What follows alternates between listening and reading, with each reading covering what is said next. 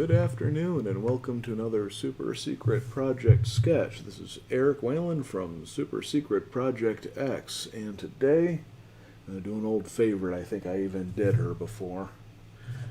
Kim Possible from Kim Possible. We've almost finished the series again at this point on Disney Plus, and that is super bright white. I don't think I have a setting right. Let me check something real quick. I thought I adjusted all of this. All right. Come on. Should have one setting here that is not behaving. Configure video. Doing this during the live stream. I am professional. Do not try this at home. Blah, blah, blah.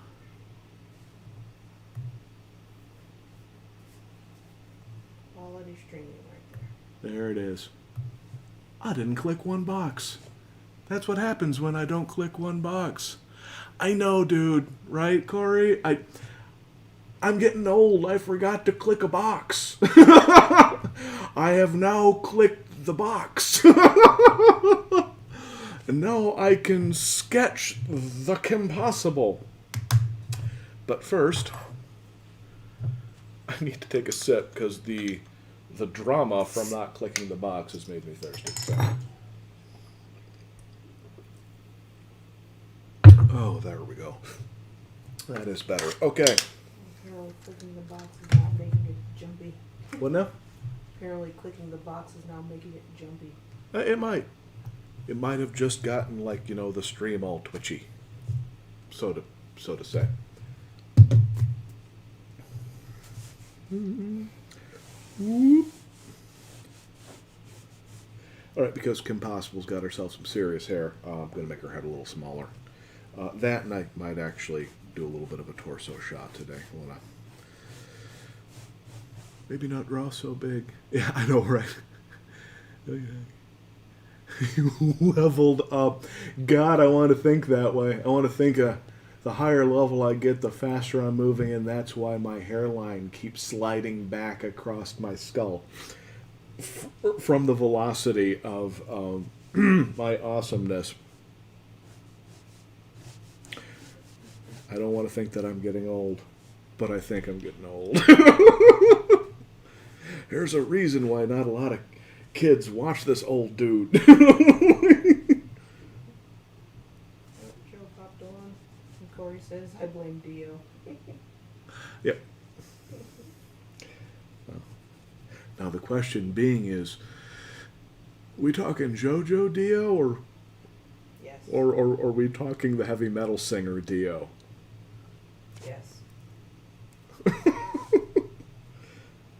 Jim's going to. In a way, it's kind of both, really. I mean, that's who Dio was named after, so. Hey, y'all, how's it going? Hey, Jim. Or Blue as Dio. Yeah. Oh, right. Crap, from Foster's, that's right. Oh. No, I want to stay away from Blue. He's too evil for my taste. Little chaotic bugger. Yeah, I gotta get back into watching Foster's Home. I have been meaning to rewatch it for years. And I just, for whatever reason, actually haven't clicked on it. I think part of it was we just got Disney Plus, and seriously, my first thought was, ooh, the new Phineas and Ferb movie. Candace saves the universe, right? I think so. And then I was like, well, I can't watch it without rewatching the whole series again. And so then my brain goes, then I gotta be getting into Milo Murphy's Law, because I've seen one episode of that, and I love those dudes' work, and blah blah blah. And every single time I try to get back into Foster's home, there's like 1,000 other things just getting in the way.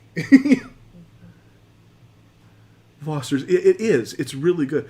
WandaVision, okay, yes, but I have a tendency of binge watching, so I'm kind of waiting for enough episodes to, really be down. Like, I'm loving it, which is funny because we're only doing 1 or 2 episodes at a time, but we're also going through the new DuckTales right now. That's right. Ooh, that one.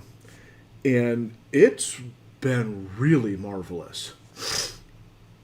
Like, really seriously,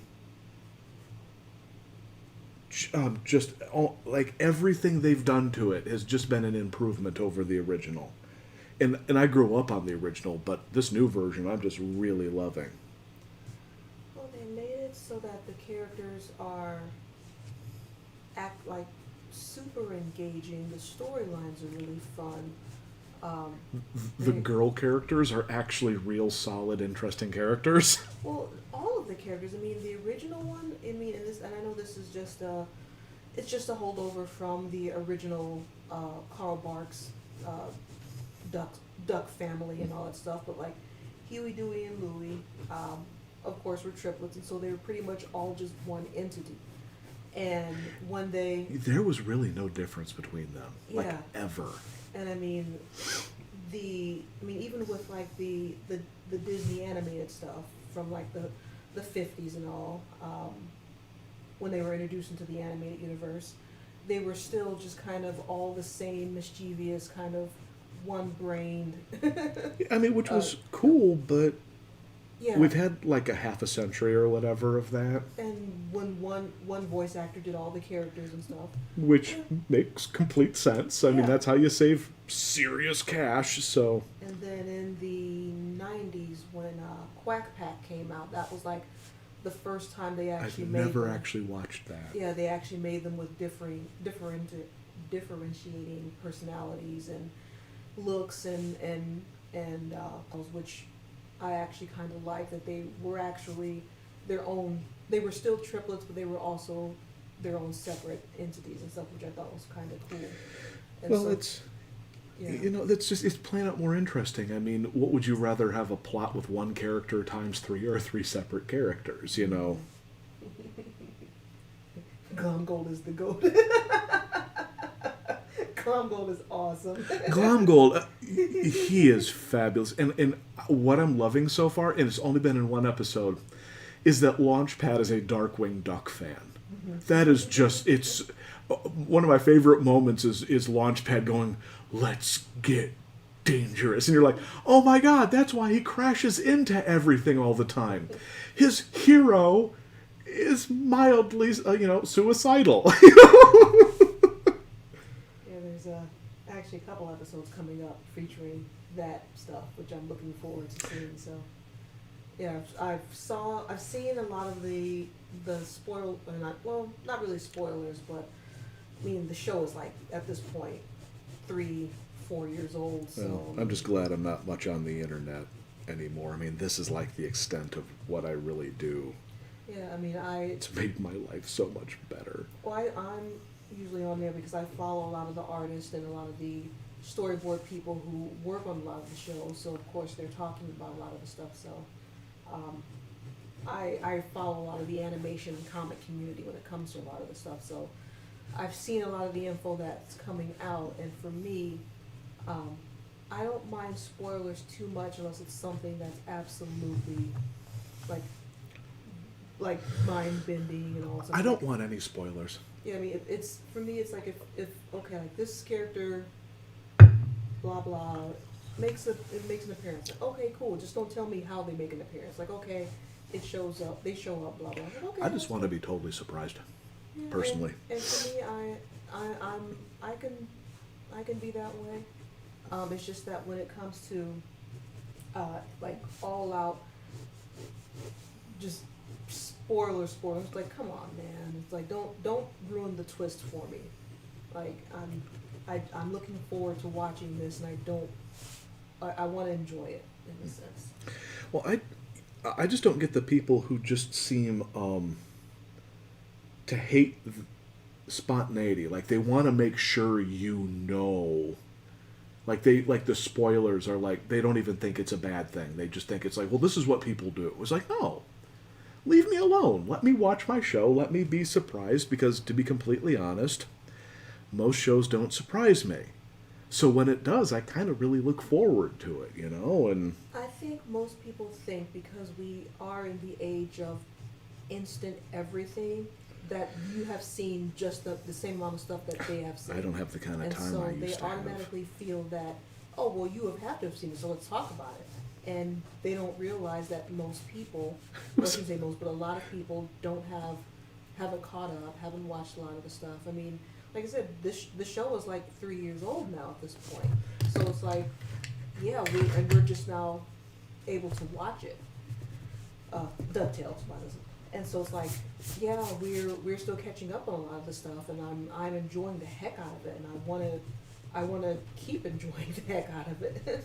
Well, the stuff that I've loved is that they're doing, instead of going in and making all these various early Disney Saturday morning cartoon shows again, they picked one and then they're bringing little bits and pieces of like the whole gummy bear bit. Yeah. That slayed me, which was funny because I did this too. Check this out. I'm like, this is very funny. I personally enjoy this reference to the gummy bears. However, gummy berry juice does a different thing to every single species. So the ducks won't follow. I swear to God, I had a nerd moment on gummy bears, and then I had to slap myself and go, it don't matter. It doesn't matter. We're doing a 1960s spy parody along the lines of The Avengers and The Prisoner and DuckTales, and so they got a gummy berry juice thing a little off. Who cares? The rest of it was so good. They had a The Prisoner reference in DuckTales. I swear to God, I was just like, my mouth was hanging up. I'm like, how obscure is that? How many people even caught or even have heard of The Prisoner? Everyone would have known what the heck that was. I know, and it's the bouncing bubble thing in that episode is directly from The Prisoner, a 1960s BBC spy show. It's wonderful. If you can catch it, catch it. It's just so good. But I saw that, and I just love the fact that, and by the way, I love the outfit.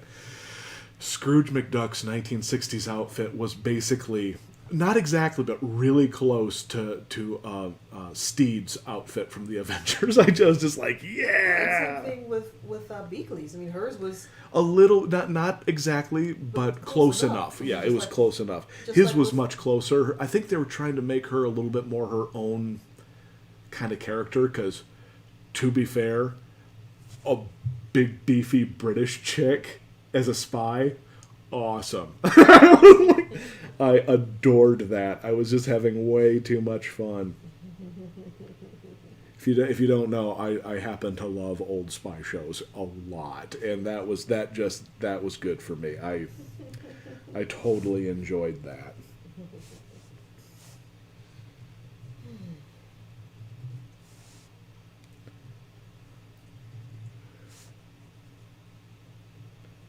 Oh, so good.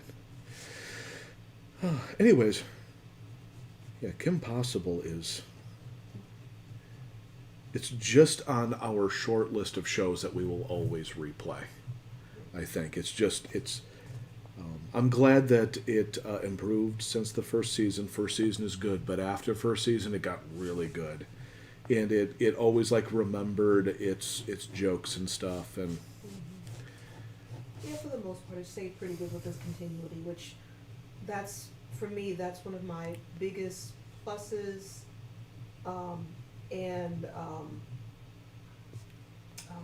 Brain is just still trying to catch up with everything. A pet peeves in a sense where I love continuity in a show. yeah, And well, there's no reason to not do it. Yeah, and when shows seem like when the characters just kind of seem to reset themselves I every don't single like that. show, I've never understood why they would do that, and it just really just it annoys me in a sense. And it's like, okay, you made this character learn whatever life lesson or do this thing or gain this power or whatever, and then next time they're completely idiotic. I hate to- that. Yeah, I mean, and I know this is going to sound really trite coming from, but in My Little Pony, the Friendship is Magic. they It's did a show. that, It's a yeah. legitimate show. They did that constantly, where a character would do something, learn something, or get something done, where they're like, "Oh, this is what it is. This is the lesson," and then seemingly completely just ignore that in later episodes and stuff. And it's just like, I've never understood why they would do that. 'Cause it's just like, My feeling is, let's be very charitable. My assumption usually is that they are writing shows in batches, and some people are writing some episodes and other people are writing other episodes, and by the time they really realize what has happened, some other episodes have come out that have sort of countered it. I think the shows that are really paying attention, though, are reining that in. Because there are shows where they're like written by blah blah blah blah blah blah blah blah blah blah, and there's a bunch of people, and what it usually is one or two people per episode, and then there's probably some story meetings, but yeah, from what I understand, with a lot of the more modern shows, they usually have the writers, well, the writers' rooms in the sense, Yep. where weekly they all come together and they have the Bible and everything, and they have, okay, the character here, yada yada. And a lot of the newer shows or more modern shows are really sticking with a lot of the continuity Yeah, stuff. they because, should, yeah. and because especially if they have an idea planned out for like a season or multiple seasons, they're going to have to keep some type of continuity going and all that. And I mean, unless it's meant to be a super slice of life, every single thing is different type of show. But for the most part, from what I've been seeing, a lot of shows have just really been keeping up with the continuity, because a lot of the people who are doing the shows now, not only are they animation fans, they're fans of sequential stuff and comics and all that. So it's like, yeah, keep storylines going, keep characters growing, making sure that they're still sticking with the stuff that they had from one episode and all that stuff. So it's like, yeah, a lot of the people, from what I understand, they get annoyed by the lack of continuity also. And my feeling being is that the older generations, and I'm not saying everybody, but I think enough of them were like, don't worry about it. Like this is ever going to be shown again. We're just trying to sell the toys, make sure the kids get a decent enough product, blah, blah, blah. It doesn't matter if blank doesn't happen right again, nobody's going to remember. Because back in those days, yeah, they'd rerun episodes, but it's not like that was in their original calculation. Like, originally, Kim Possible wasn't intended to do, what was it, all 64 episodes where it would become more like syndicated. They were like, yeah, we'll just get her done, shove her out the door, blah, blah, blah, make sure it's a good show, and it was, but they weren't thinking long term, I don't think. Well, they had a beginning, middle, and a sort of end, and then the ending was going to be the movie, the sort of drama movie. But then when people started going, hey, we want to see more. We want to see more. Yeah, we want to see Ron be romantic. Well, over and over again while his pants falls off with monkey powers. and of course, when it comes time for his pants to actually come off, they get stuck. I love Ron. But yeah, so, yeah, continuity is a good thing. And as a fan of continuity and actual story and plot line, I mean, I'm loving a lot of the stuff that's been coming out recently. There's a show on Netflix called Hilda, and based off of a I series have of been books. meaning to watch that. I watched season 1. I just started season 2 last night because I couldn't sleep, so I popped on season 2. It looks super cute. It is. It's one of Is it the- adorable? It's not only adorable. It's one of those shows where, because when I get in shows, I get super engaged in this stuff because Sure. for me it's like it's either a this is all right or holy crap because I very rarely do I have like in the middle stuff because my brain doesn't like in the middle. My brain likes okay, Sure. gotta be engaged or I fall asleep. Yeah, no, I hear you. I think I'm probably slightly whatever, but Hilda was one of those shows where I looked at it going, oh, this looks really cute because I, of course, all y'all who know me know that I love really cute stuff. And Well, we both do, really. yeah, and It's so just you have a little bit more than me. yeah, well, cute is part of my thing, and so I put it on, going, oh, let me just watch my usual 3-episode try, see how it goes, and just got super engaged because not only is it cute, it has actual like good storyline. Oh, that's it has always that, good. It has that it has that fantasy element that really gets me just going like because it's not like the super fantasy of different worlds and all that stuff. It's literally a group of people where fantasy is bleeding into their life, and it's kind of like and the girl and her mom has been living in this kind of like wilderness area for all this time, and so the girl has grown up with all of these like fantasy elements, and she just like this is normal life, and it actually goes on talking about or showing how she's growing up, and then they have to move into the city, and so it's like how she has to basically change direction, but still she's keeping the whimsical kind of like wild child side about her in a sense. Oh, it's Kim. um, Oh, it's Kim. I just looked up. Yes, we're doing Kim Possible today.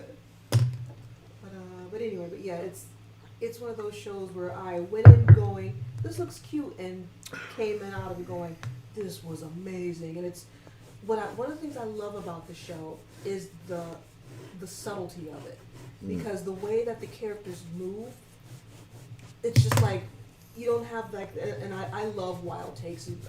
I grew up on Looney Tunes and Tex Avery. I freaking love wild It's exaggeration. totally legitimate. Yeah, but the way that they have it on Hilda is that the characters will be talking, and just the subtle movements of like their eyes slightly darting or just slightly breathing, it's always nice. and just little things here and there where it's just like just the little things are such, they make big movements because they are so little, and you wouldn't pay attention or you wouldn't notice it unless you're like, oh wait, that person is looking at something, but they're actually looking at something. They're Sure. not just staring, but their eyes are actually studying the thing that they're looking at. And it's like it is really cool the way they did that, and it's because I'm having a blast watching it. And the episode that I watched, season 2, episode 1 that I watched last night, I went in once again going, oh, I can't wait to see what's next. And then when it ended, I'm just like, holy crap! Because it's really just like tickling that little whimsical kid part of me that I absolutely just love to like put out and okay, sit down, we're gonna watch this stuff. Okay. Well, it's funny. It's like over the years, it's that, and I'm not saying that this is what it is, but this is when I started first really noticing them doing it as a standard. I call it the Pixar pupil.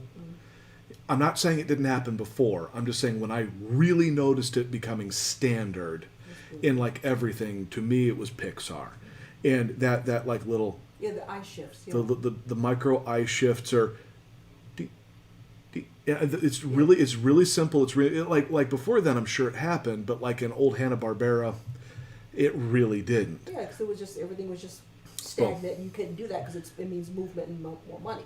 But now with a lot of like the animation rigs and the newer software and stuff, you'd be an idiot not to do these like little things, which is what totally sells it. Is like these little things where you can kind of just go like just add a little like movement in the eye and.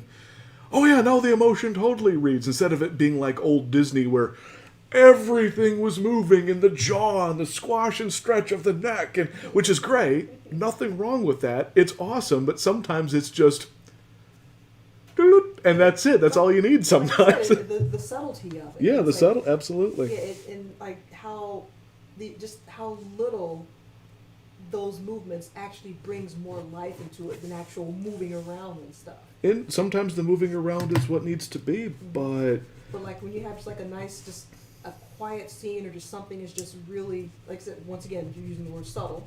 Like sometimes all you just need is just that little bit of movement that just Yep. speaks so much.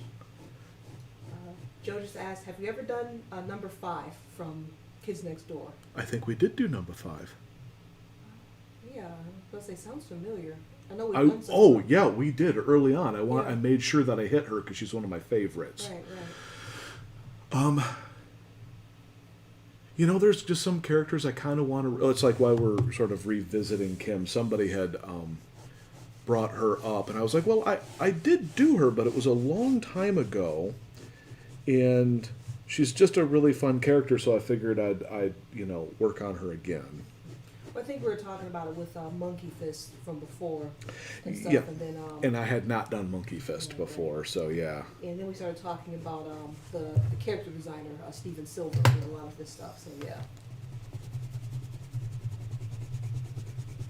Yeah, which by the way, the books that I ordered, the one I was telling about the Filmation book that's coming in, they not only do we get the books, but they also gave us free PDFs of every single book. So I have a free Neat. PDF of a 292-page book if you want me to send it to you at some point. Nate. Yeah. Yeah, I was reading when I got the PDF, I was reading a little bit of the first chapter, and Lou, Scheimer? I am blanking on his last name, but Jewish guy, but who started Filmation. He was describing how his father, because his mother and father, his mother was from World War or pre-World War I Russia. Yeah, and his father, of course. Russia did not take care of its Jews very well. Yeah, and that she actually, her grandfather and her sister had actually escaped to America already, and the way that she was communicating with them was to walk nearly 100 miles from their small village to I think crossing over into Poland, going into Warsaw to communicate with her family, with her grandfather and mother. And then his father was actually when World War II started happening and all that, pre-World War II, and the way it's described in the book was actually a great, hilarious read. He's like, yeah, my dad had been hearing about this like loudmouth guy named Hitler coming along, and she was rabble rousing and going and making all these speeches into these town halls, and my dad, who was an Iron Cross recipient from World War I, he's like, yeah, Yep. my dad had actually got shot 7 or 8 times, where one of the bullets went through his knee, behind out the other knee, and then shot his horse, which his horse then landed on him. And so he was saying his dad was this nearly 6 foot tall guy, because the average height in Germany That's at that big time. back then. Yeah, he's like, the average height in Germany was 5'7", 5'8" for the average male. And he's like, my dad was around 6 foot tall, but he was huge. He was probably around 220, 230 pounds, and his shoulders were so broad. He's like, me being a 6 foot tall man tried on one of his shirts, and the seams of his shoulders came down to my elbow. Oh, jeez. But then he was saying how his dad, This is a big his dude. dad and another friend would basically go around to these spots where people were causing trouble and all that, and protect them. And he's like, one of the times Hitler actually came to one of their areas to speak and all that, and his dad jumped on stage and punched him in the face. So he's like, yeah, my dad punched Hitler out and knocked him out.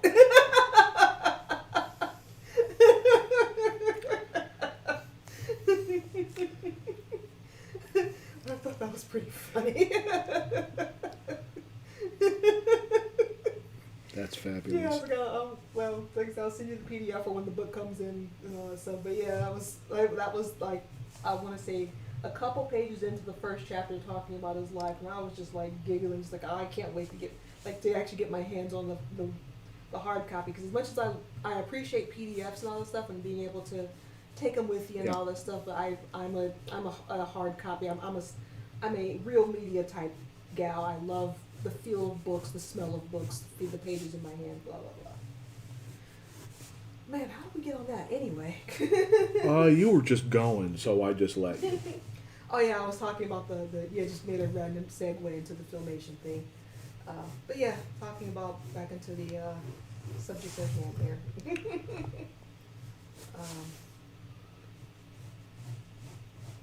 Yeah, Kim Possible. Yeah, that's one of those shows where when it first came out, I didn't watch it because that's when Disney was doing all of their I'm trying to say how to say this without sounding insulting. All of their preteen, yay girl kind of thing, like Hannah Montana and what was some of the other Well, there's just no ones? reason for me to watch a live action kids show. Yeah. I don't think even when I was a kid, I don't remember ever seeing one that I've ever enjoyed. And I don't usually some cartoons Pee-wee's are Playhouse. kids. Pee-wee's Playhouse. I was never really a fan. Okay. Yeah. I didn't hate it. It really wasn't my thing. Beekman's World? Hmm? Or not Beekman's World. Well, yeah, Beekman's World. Beekman's World. Well, Or Bill Nye the Science Guy. I was a Beekman's World. I guess that technically counts because that I felt was more of like a Mr. Wizard kind of a thing. But I guess that's technically. Mm-hmm. Yeah. Okay. Sure. I guess that would be the one. Yeah, I like Beekman's World. I liked the fat, filthy, bearded rat I guy. love the rat dude. Yeah. Larry or whatever the heck his name was. Yeah. But Disney was doing a lot of the basically the pretty pink sparkly girl stuff, and I've never been a fan of that. Even when I was a kid, I never really liked that. So I mean, they should make it for the people who like it, but Yeah. that ain't my thing. yeah, and that's also Disney Cartoon Network. That they were doing a lot of the whole. Unfortunately, the girls don't like action shows. Let's make shows for girls, kind of BS. Well, they should do And both. so- They should do non-action shows for girls and action shows for girls. Yeah, which that's what happened with Yeah. Impossible. And so, Which is funny because I don't see Kim Possible as a girls show at all. I see it as a everybody show. well, and that's the thing. It was Disney. They were trying to market it to the preteen girl aspect, but it turned out to be an actual show for an actual all ages, everybody kind of show. Because a lot of people, once again, when you make something for everybody, everybody usually has a tendency of liking it if it's good. So, but anyway, I was saying that with that, I never really, I didn't catch on to it too quick because it was just kind of like, I was like, oh, it looks kind of bubblegum poppy. But I was like, well, let me watch it let me give my usual 3-episode try. And so, watched an episode. Like, oh, this is actually pretty decent. And then watched a couple more when I was able to catch it, because since it was still fairly new, it was this Saturday morning, the stuff that was coming on. So, yeah, after a while, I was like, oh, this is actually a really decent, good show. And, yeah, we didn't get a chance to actually watch it until we actually moved here to Illinois. Yeah. Because by that time we actually had, but that's when Disney XD and Toon Disney was actually, when was it Toon? No, it wasn't Toon Disney yet. It was just Disney XD. Oh, shoot, was it the reverse? Anyway, Disney Channel. It was Toon Disney, yeah. They were, that's when it actually was in a lot of cable packages and wasn't considered an extra thing, which that's a whole other thing for me to rage on about. But yeah, so we were actually able to sit down and watch it on Saturday mornings and stuff, and yeah, it was, we became a fan. Or should I say, more of a fan. Yeah, they had several seasons up, and then they had the movie, and I remember us actually sitting down, with dinners of going, hey, the movie's coming on, let's watch it. And I think we actually picked it up on, yeah, we actually picked it up on DVD afterwards too.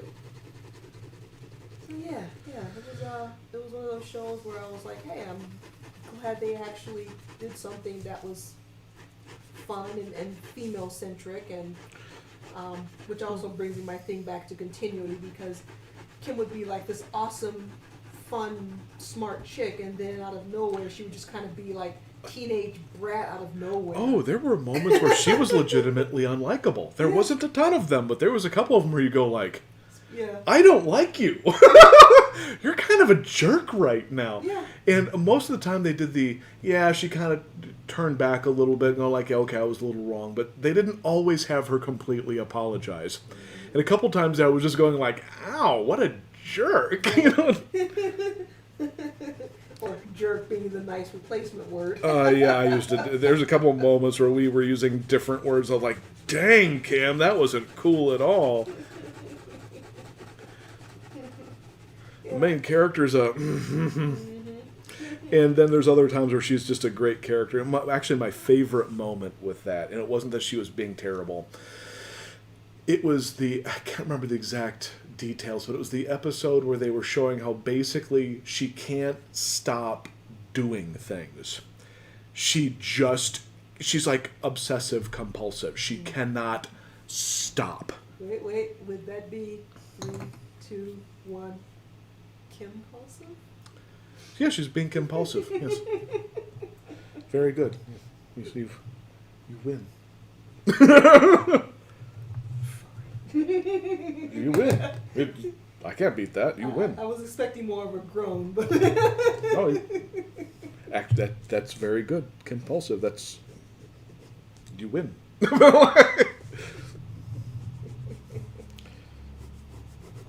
yeah, that was when she kept taking on more than she could chew. Yeah.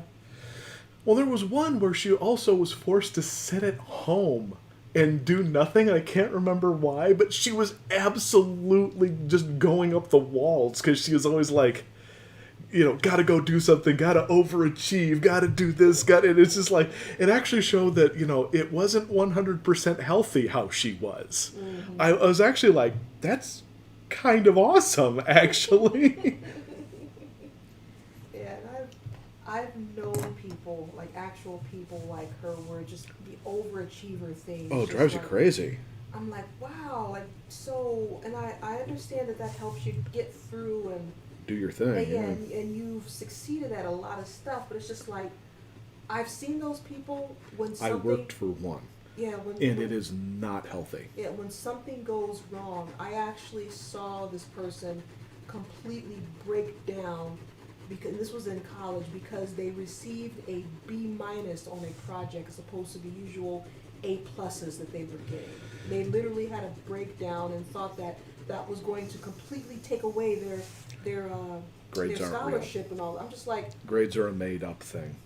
And grades aren't real. Well, not only that, and it ticks me off that scholarships are based upon that thing, which is things like, that are really artificial. Yeah. And so this person was just completely and I was like, wow, like no, you're fine. It's gonna be fine.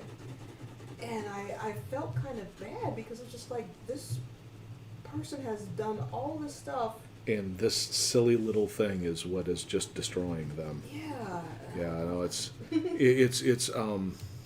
and the thing is the dude I'm talking about, legitimately really talented, highly intelligent, laundry list of amazing things, blah blah blah, but cannot turn himself off.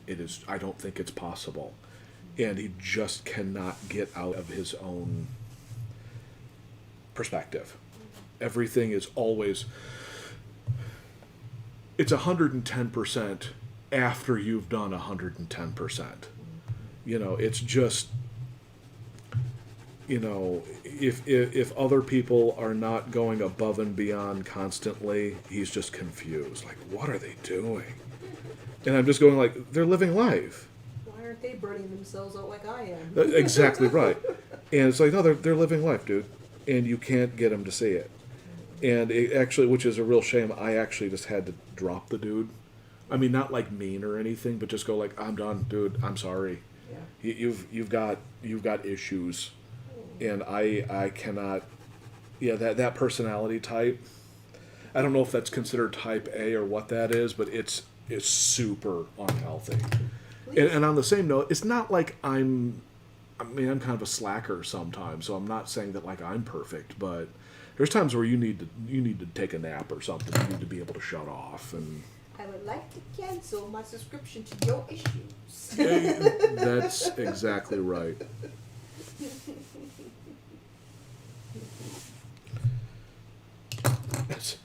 That is exactly right.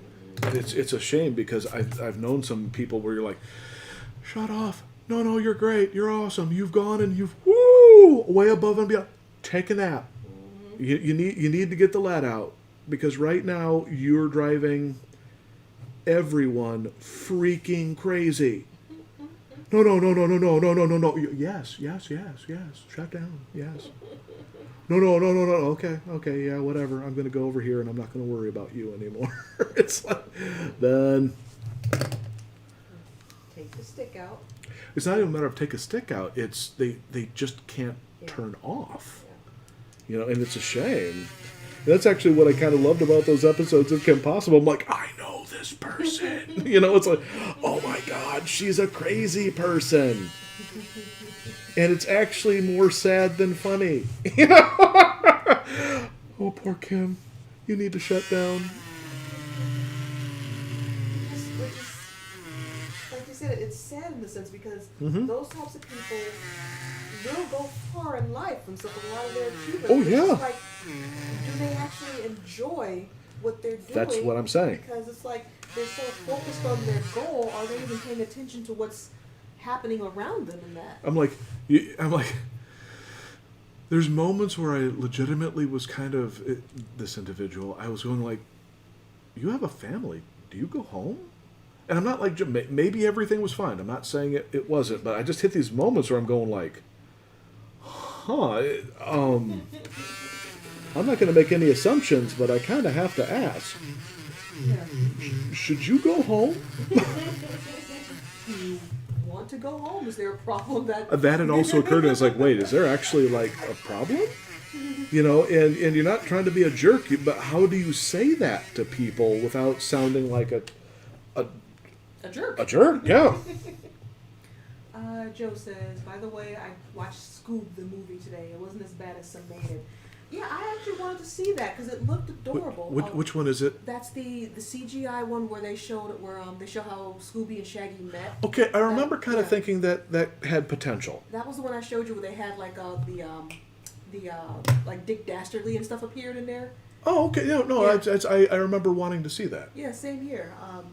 Yeah, that's one of those. Well, pretty much everything is like I want to make a judgment for myself because Yep.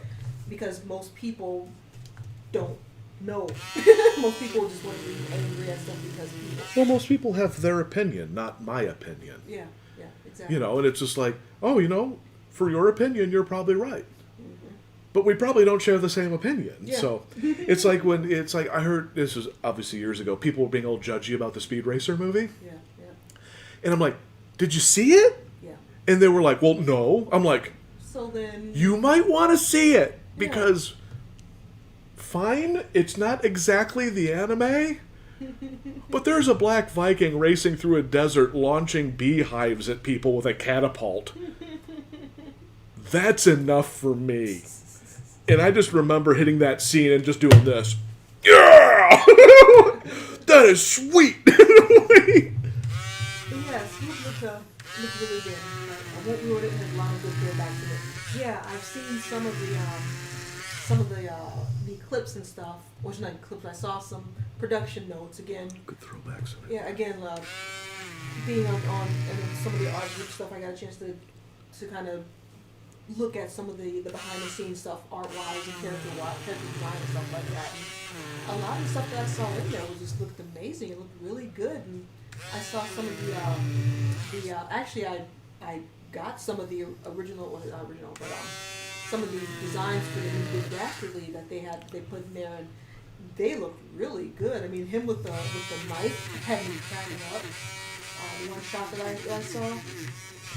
But yeah, it looked fun, and for me, fun is one of the things that I like when it comes to a movie. It's like, or anything. It's like, is it fun? Am I going to enjoy it? Well, If most things don't have fun in the calculation, and I'm not saying that this is everything, but I think people have lost the point. Like, for example, you do some real deep, symbolic film that's, I mean, legitimate art, blah, blah, blah. It doesn't have to be fun. I'm not saying that stuff. yeah. But when you're doing superhero stuff or cartoons, if the primary attribute isn't fun, yeah. not marketing a toy, fun, then Yeah. you've missed the point of what you are doing. Yeah, I don't expect Saving Private Ryan to be No, fun. no. Schindler's List should not be fun. Yeah. It's just none of that stuff is what I'm talking about. I'm talking like, dude, are you going into this and going like, well, let's rethink this so it's deeper? This is the Smurfs movie. There is no deeper. Yeah, do interesting things with characters or whatever, and as a suggestion, don't send them to New York. Which, by the way, there was a Smurf movie that came out that actually was pretty good. Oh, I haven't seen it. I'm glad. The Lost, was it Lost Village? I heard that was actually pretty fun. And then there was one before, like a short that they did where it was CGI and 2D animation put together. It was really good. I've been trying to find it again. Any idea on who's going to Immortal Kiss this sketch? Are we talking about Yeah. who goes over here? The Immortal Kiss. What a great thing to call it. Here's the funny thing. My brain has holes in it like Swiss cheese. And what I usually do is over the course of a week, I kind of get an impression, and then about an hour or two before I actually do it, I pick a character. By that time, I usually have forgotten who I have done last time. So, because of this, there has been some catastrophic Immortal Kisses, and some rather exciting ones, too. So, no, actually I don't, and I kind of, it always makes me nervous, like, because It's part of the fun. it's part of the fun. But on the same note, I've also done some child characters, like legitimately young, and then I accidentally put like, I don't know, like the Jolly Green Giant or something on the other. Something just weird. Something that like there's a dojin about. Like, or you're just like, should I do it this time? I just saw that fan fiction and then I cleared my browser So no history. springtime for Hitler. Hitler. No, can't do that. That would be way too much. Maybe Hitler on ice. That would be funny. And then you could just See. make up a whole episode about how Hitler on Ice showed up in random show. Hilda and it's from See, Hitler on ice. See Hitler on Ice. See, Jews in space. Oh my God, so brilliant. Yeah, that was pretty fun. It was like she's like, sure about yeah, pretty much. Oh, you are so. Oh, you know what's even better? I accidentally did it. Whoever goes over here, she will be looking at. This now is. I don't know what's going to happen, and now I'm kind of looking forward to 7 days from now. It's going to be very uncomfortable. It's going to be uncomfortable for everybody, or very exciting.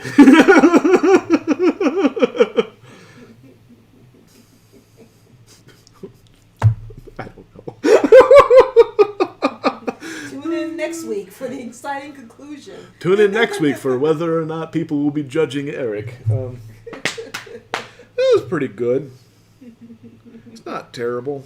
See, I go to Clifford for the week. Amy. I do like the whoop in the chest. It's actually one of the things it's really fun. It's one of the things I like about the Kim character.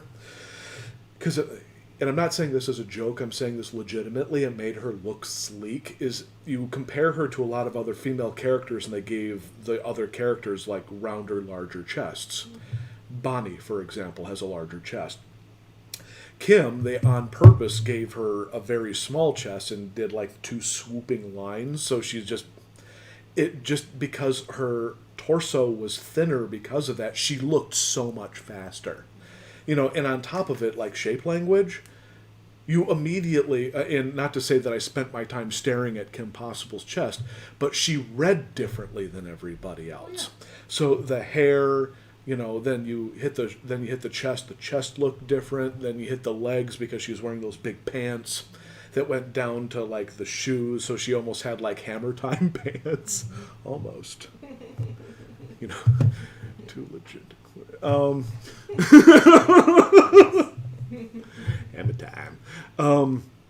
No, she was very smartly done. So I went in. That's actually why I wanted to do the torso. I'm like, what if I just rounded her out a little bit more? It kind of works. I think she probably looks better with just the points that she's got.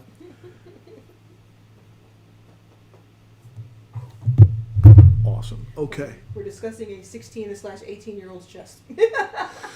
It depends upon which season. I've come to the conclusion if you draw Kim Possible in a sexy fashion from the first couple seasons, you might be in trouble. But you draw in her sexy fashion from the last couple seasons, we're safe.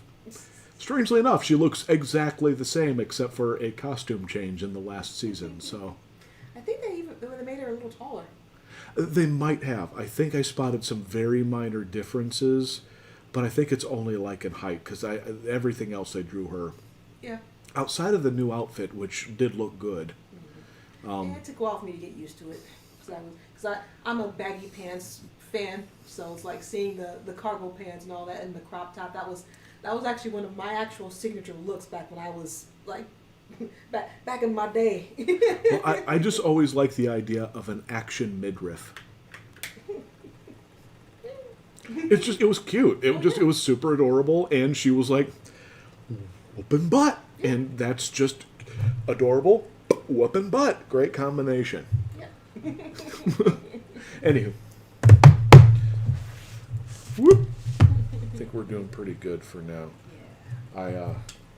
I had a long week, and I need to do some serious slopping now. Oh, and we're going to make ourselves some, I was going to say macaroni and cheese, some spaghetti. And that is important because once you hit the perfect amount of spaghetti, you go comatose. And I could probably use that right now. All right. Everyone have yourself a good week. Thank you for joining us, and we will catch you